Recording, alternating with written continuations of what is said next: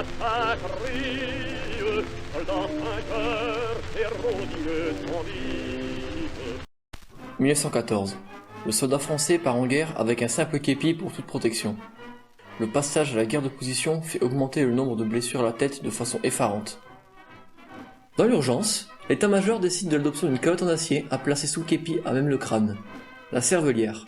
Mal aimée, les fantassins français lui reprochent de donner des maux de tête. De plus, elle n'empêche ni les fractures, ni les enfoncements de la boîte crânienne. Dès le 21 février 1915, un appel est lancé pour doter l'infanterie d'un casque d'acier. Un mois plus tard, le commandement s'intéresse au casque proposé par le peintre George Scott. Il s'agit d'un casque de dragon simplifié. Deux problèmes se posent. Le premier est son prix, 30 francs, soit l'équivalent de 10 képis. Le second vient des industriels. Pour honorer la première commande, il leur faudrait plusieurs années.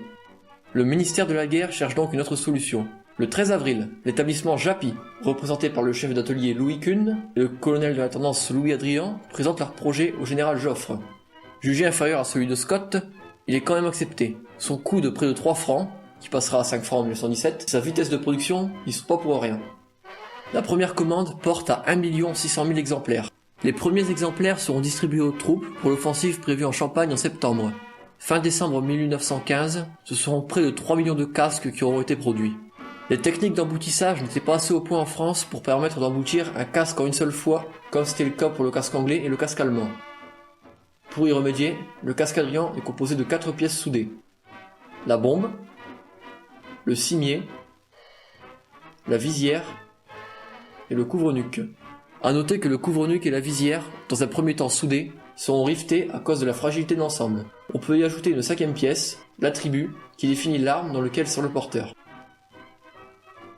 Notons principalement l'infanterie qui porte la grenade, l'artillerie avec la grenade devant 2 canons entrecroisés, le génie avec un pot en tête surmonté d'un casque, ou encore le corps médical avec le caducée.